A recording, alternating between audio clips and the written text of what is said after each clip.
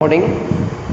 नृजाति वर्णन के संदर्भ में जो मेरी पिछली क्लास थी, इसमें हम लोग नृजाति वर्णन जो विधि है, इसका अर्थ क्या है, इसका संदर्भ किस रूप में होता है, नृजाति वर्णन की जो एक प्रक्रिया है उसको हमने समझा था।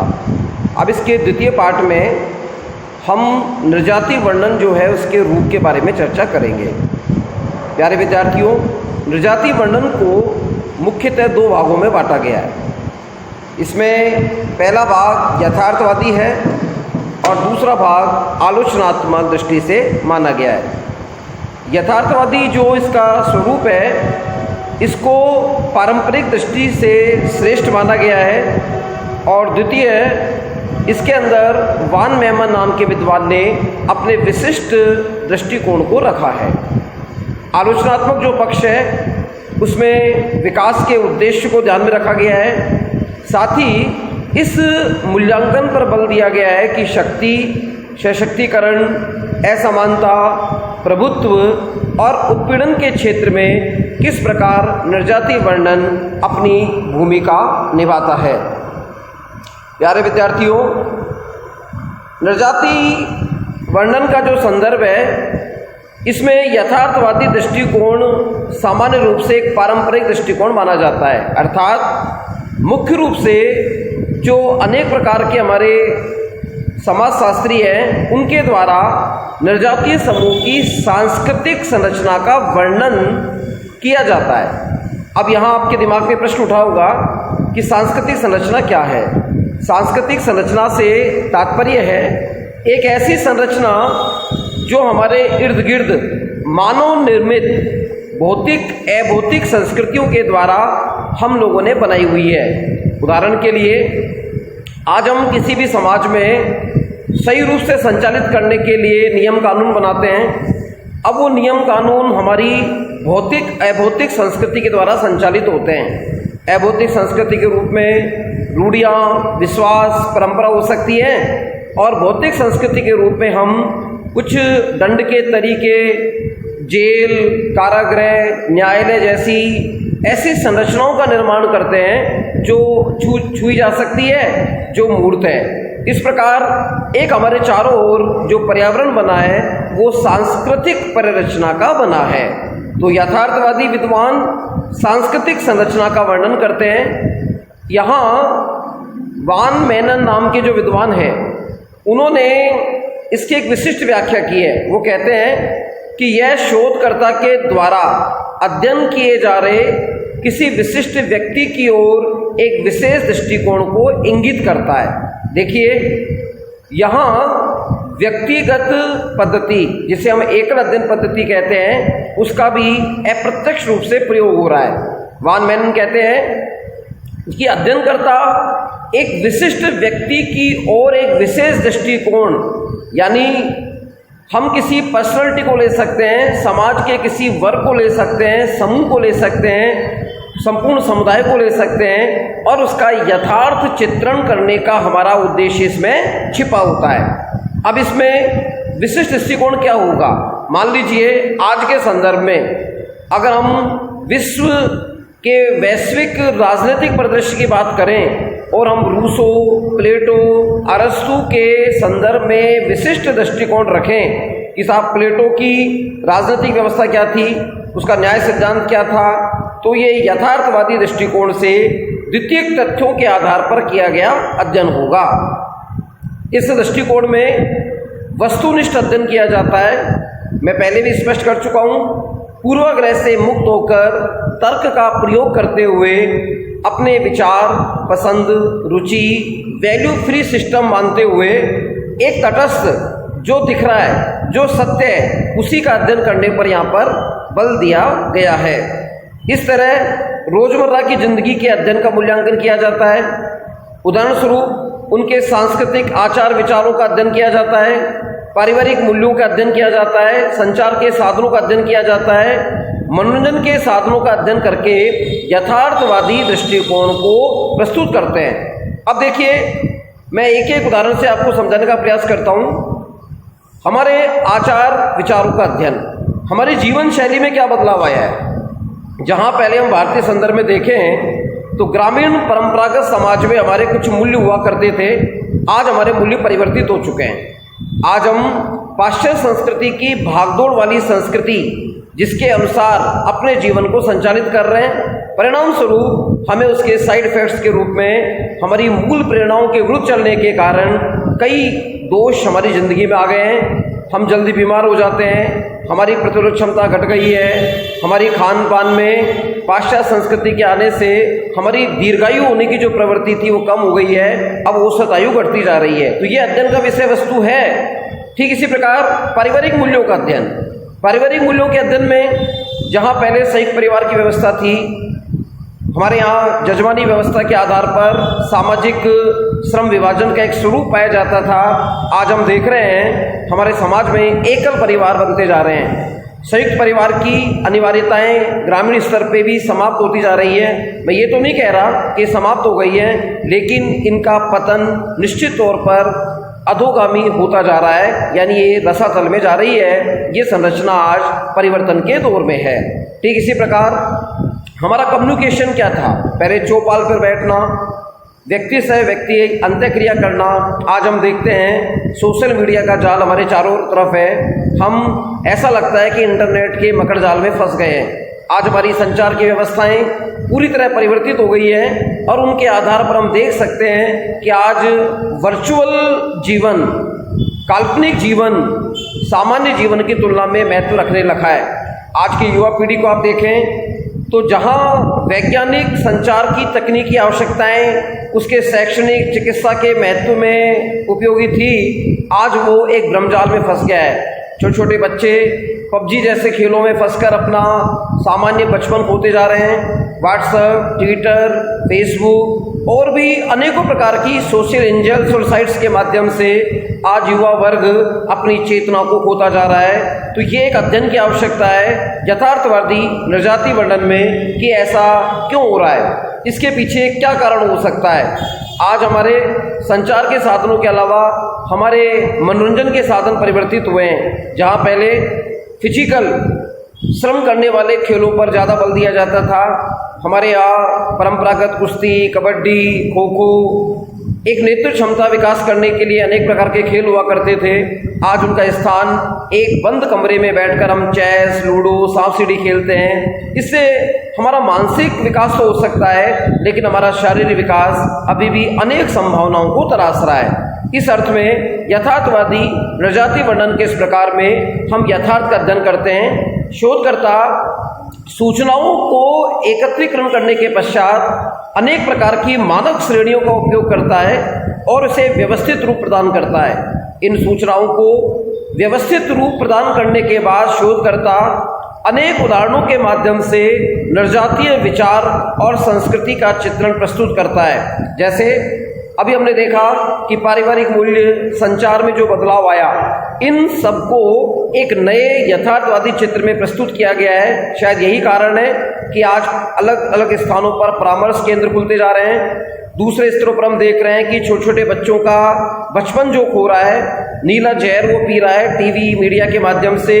उसको दूर करने के लिए मनोचिकित्सक समय समय पर कैंप लगाकर उनका एक मानसिक शोधन की प्रक्रिया में अपनी महत्वपूर्ण भूमिका निभा रहे हैं। इस तरह यथार्थवादी नृजाति वर्णन कार्य करता है। दूसरा जो दृष्टिकोण है, इसे आलोचनात्मक दृष्टिकोण कहा गया है। इस दृष्टिकोण के अंतर्गत विद्वान यह देखते हैं कि महिला सशक्तिकरण की वास्तविक स्थिति क्या है। असमानता, प्रभुत्व, दमन, आधिपत्य, उत्पीड़न का तर्कपूर्ण आलोचनात्मक विवरण प्रस्तुत किया जाता है। अर्थात आज किसी भी समाज में महिला विमर्श की जब हम बात करते हैं तो क्या महिलाओं को वो सभी अधिकार प्राप्त हैं जो उसे होने चाहिए।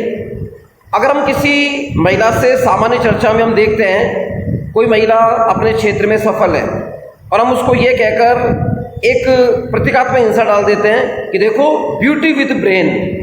अब मेरा प्रश्न है कि यह ब्यूटी कहाँ से आई। ब्रेन हो सकता है, उसकी योग्यता हो सकती है, ब्यूटी शब्द लाकर कहीं ना कहीं महिला को सुंदरता, असौंदर्य, सौंदर्य के बीच में तोड़ने की कोशिश की जा रही है। ये भी एक प्रकार का मानसिक उत्पीड़न है। ठीक इसी प्रकार तर्कपूर्ण आलोचनात्मक विवरण के अंदर प्रभुत्व किसका है? आज पुरुष प्रधान समाज में महिलाओं की स्थिति क्या है? क्या उन्हें आज भी पौराणिक मान्यताओं के अनुसार पैर की जूती माना जाता है, या हम बराबर से कंधा मिलाकर उसे अधिकार प्रदान कर रहे हैं? उत्पीड़न में एक तरफ हम 21वीं सदी के भारत की बात कर रहे हैं और दूसरी ओर आज भी पर्दा प्रथा के नाम पर, बाल विवाह के नाम पर महिलाओं का इतना अधिक शोषण हो रहा है कि जो एक चिंतनीय विषय है और समाजशास्त्रियों के जनमानस में एक शोध का विषय बन गया है कि आखिर ऐसा क्यों हो रहा है। अगर इसके संदर्भ में हम महाकाव्यों को देखें तो वहाँ महिलाओं की स्थिति श्रेष्ठ थी। वो वेदांत का अध्ययन करती थी, शास्त्रार्थ करने की क्षमता रखती थी, लेकिन तत्कालीन परिस्थितियों में ऐसा क्या हुआ कि आज वो अपना वजूद खो रही है और उसे एक भोग की वस्तु बनाकर पेश किया जा रहा है। आज हम देखते हैं विज्ञापनों के माध्यम से पुरुष प्रधान जो भी संसाधन है, उत्पाद हैं, उनमें महिलाओं का विज्ञापन डाला गया है। कहीं ना कहीं ये गोरी चमड़ी का जो समाजशास्त्र है एक नई दिशा की ओर इंगित कर रहा है। आलोचनात्मक दृष्टिकोण निर्जाति वर्णन के माध्यम से समाज की मुख्य धारा से जोड़ने की कोशिश करता है। इसमें मूल्यांकन और परामर्श की अवधारणा का प्रयोग होता है। हम यहाँ केवल क्या है का अध्ययन ही नहीं करते, वरन एक परामर्श की आवश्यकता पर बल देते हैं कि इसमें सुधार कैसे होगा, ये प्रवृत्तियां कैसे दूर होंगी, और निर्जाति समूह के प्रति अधिकार आदि का मूल्यांकन करके हम आलोचनात्मक दृष्टिकोण के आधार पर निर्जाति वर्णन का एक स्वरूप प्रस्तुत करते हैं। निर्जाति वर्णन की अंत में हम देखते हैं कि विशेषताएं क्या क्या हैं। इसको मैंने कुछ बिंदुओं में समाहित किया है। पहला है यथार्थवादी प्रारूप में मूल्यांकन। यहाँ विद्यार्थियों, यथार्थवादी प्रारूप का अर्थ है जो दिखाई देता है, जो सत्य है, जो हमारे आंखों के सामने घट रहा है वो यथार्थ है। उस सामाजिक सत्य को प्राप्त करने की कोशिश करते हुए मूल्यांकन करने पर इस निर्जाति वर्णन विधि में बल दिया गया है।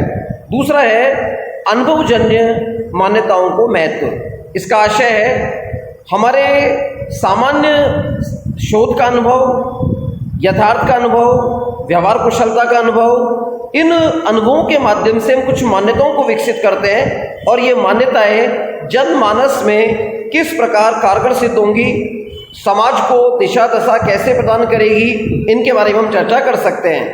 तीसरा बिंदु है यह विधि सामाजिक घटनाओं की खोज करती है। देखिए, जहाँ तक शोध का प्रश्न है, अज्ञान से ज्ञान की ओर हम एक व्याख्या करते हैं।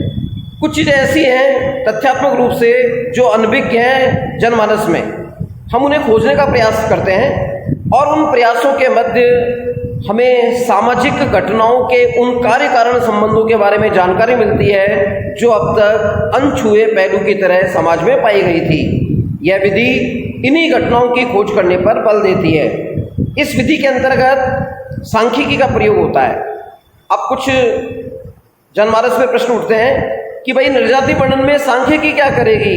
देखिए, गुणात्मक तथ्यों को गणनात्मक तथ्यों में बदलकर एक रिप्रेजेंटेशन का तरीका, प्रस्तुतिकरण का तरीका जब विकसित किया जाता है तो सांख्यिकी बड़ी कारगर विधि है। सामान्यतः मीन, मोन, मीडियन, समांतर बाध्यिका, बहुलक, कोरिलेशन, सहसंबंध, काई स्क्वायर टेस्ट के माध्यम से हम अनेक प्रकार की सांख्यिकी विधियों का समाजशास्त्रीय अध्ययनों में उपयोग करते हैं। ये उपयोग हमारे अध्ययन को कारगर बनाता है और एक विशिष्ट प्रकार का प्रस्तुतिकरण देने में मदद करता है। अब देखिए, हमारे बाजार की व्यवस्थाओं में बहुलक का बड़ा मूल्य है। आज हम किसी रेडीमेड शॉप पे जाके कहते हैं कि भैया मुझे 28 नाप वाली या कमर वाली जींस दे दो। अब 28 का वो फिगर एक मानक मानदंडों में भारतीय पुरुष और महिलाओं के संदर्भ में एक पैरामीटर है। अब ये कैसे प्राप्त किया गया होगा? कभी अध्ययन करके मोड़ के रूप में, बहुलक के रूप में शरीर की नाप तोल के आधार पर चीज़ें बनाई होंगी, तभी तो ये उत्पाद आज प्रचलन में है। तो देखिए, मोड़ का व्यवहारिक जीवन में भी उपयोग है। ठीक इसी प्रकार हम तथ्यों को स्टैटिकली यूज करके उनको रिप्रेजेंट करते हैं और उससे हमारी जो गणनात्मक तथ्यों की प्रवृत्ति है वो गुणात्मक तथ्यों के साथ एक सम्मिश्रण बनता है। इस विधि में समग्रतावादी दृष्टि से संस्कृति का वर्णन किया जाता है, यानी हम किसी एक पक्ष का अध्ययन नहीं करते बल्कि हमारा अध्ययन करने का आधार समग्र होता है। हम राजनीतिक, सामाजिक, सांस्कृतिक, आर्थिक अनेक प्रकार के जो पहलू हैं सबको शामिल करते हुए अध्ययन की रूपरेखा में शामिल करते हैं। यह विधि डाटा संग्रह पर बल देती है। यहाँ डाटा या डेटा का अर्थ है डेटम। डेटम शब्द ए थिंग गिवन, एक वस्तु जो प्रदत्त है, दी गई है, यानी कोई सूचना, कोई जानकारी हम किसी से प्राप्त करते हैं और प्राप्त की गई जानकारी हमें मिल रही है, ये यहाँ डाटा संग्रह पर बल देगी, वो सूचना इसे संकलित की जाती है।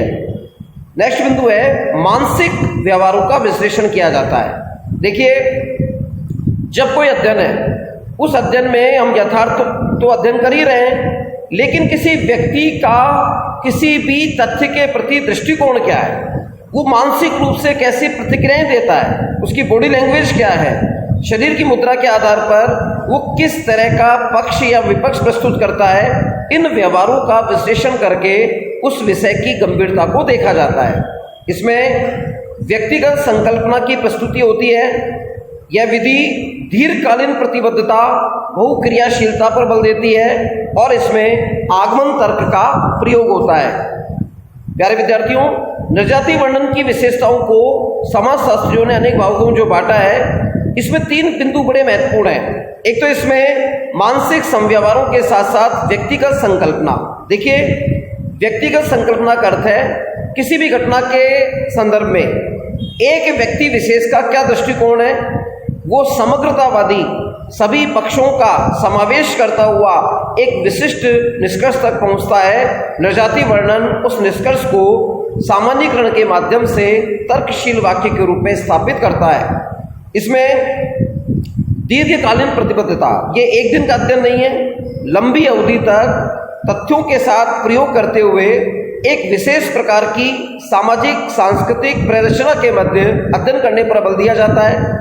बहुक्रियाशीलता, इसमें एक टीम के द्वारा भी कार्य हो सकता है, एक व्यक्ति के द्वारा भी कार्य हो सकता है। लंबे समय तक अनेक तथ्यों के बीच क्रियाशीलता दिखाते हुए इस विधि को विकसित किया गया है। उदाहरण के लिए, भारतीय समाज में कोविड-19 के प्रभाव से सरकार के द्वारा गाइडलाइन जारी की गई।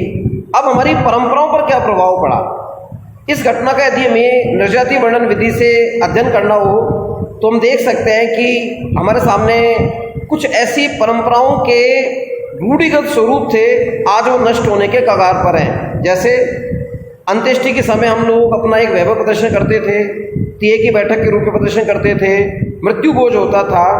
आज कोविड-19 के प्रभाव से 20 लोगों को गवर्नमेंट परमिशन दे रही है अंतिम क्रिया के उस रस्म को निभाने के लिए। निश्चित तौर पर अधिकांश परंपरावादी गांवों में मृत्यु भोज समाप्ति की ओर है। पंच पटेलों को अब लग रहा है कि कहीं ना कहीं हम एक बहुत बड़ी रूढ़िवादिता को आगे बढ़ा रहे थे, तो आज इस बहुक्रियाशीलता के आधार पर हम कह सकते हैं कि ये चीज़ कम होती जा रही है। सेकंड, विवाहों में एक आम आदमी को जिम्मेदारी होती थी, एक निश्चित संख्या में पूरे समाज के लोगों को खाना खिलाना, दहेज देना, बड़ा वैभव प्रदर्शन करना। आज क्या हो रहा है, लॉकडाउन के नियमों के अंतर्गत 50 लोग ही किसी समारोह में शामिल होंगे। तो ऐसी स्थिति में यहाँ एक देश काल परिस्थिति में जो बदलाव आया है उसने हमारी परंपराओं पर प्रहार किया। अब हम सोशल डिस्टेंसिंग की पालना के आधार पर नई प्रकार की रस्म अदायगियाँ करने लगे। ये हमारे जीवन का एक नवीनतम, एक यथार्थ मूल्य स्थापित होने लगा है। इस विधि में हम आगमन तर्क का प्रयोग करते हैं। आगमन तर्क को मैं स्पष्ट करने से पहले मैं आपको यहाँ समझाना चाहूँगा, सामाजिक विज्ञानों में तर्क 2 प्रकार के होते हैं, आगमन और निगमन। याद करने का तरीका है, निगमन का पहला शब्द नए यानी नया। जब हम सामान्य तथ्यों से कुछ विशिष्ट नया तथ्य, नया निष्कर्ष निकालें, इट मीन्स वो निगमन तर्क होगा। इसका उल्टा कर दीजिए, आगमन तर्क। जब हम किसी विशिष्ट तथ्य की सहायता से सामान्य तथ्यों के बारे में चर्चा करें। अब मान लीजिए हमने यहाँ एक आगमन तर्क लिया कि विशिष्ट तथ्य है विवाह की परंपरा का तर्क, और इसमें हम आगमन विधि का प्रयोग कर रहे हैं कि कोविड-19 के प्रभाव से अब विवाहों की परंपराओं में सोशल डिस्टेंसिंग के साथ पालना की जा रही है, तो ये नवीनतम मूल्य होगा। तो ये एक नए प्रकार का तर्क होगा।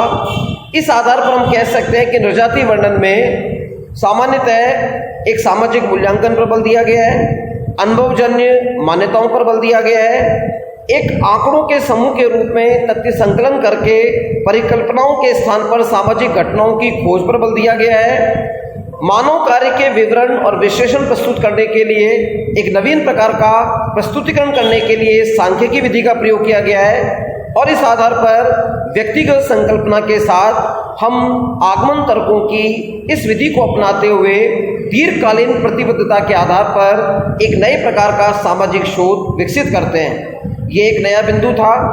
आशा ही नहीं पूर्ण विश्वास है विद्यार्थी से भली भांति समझ गए होंगे।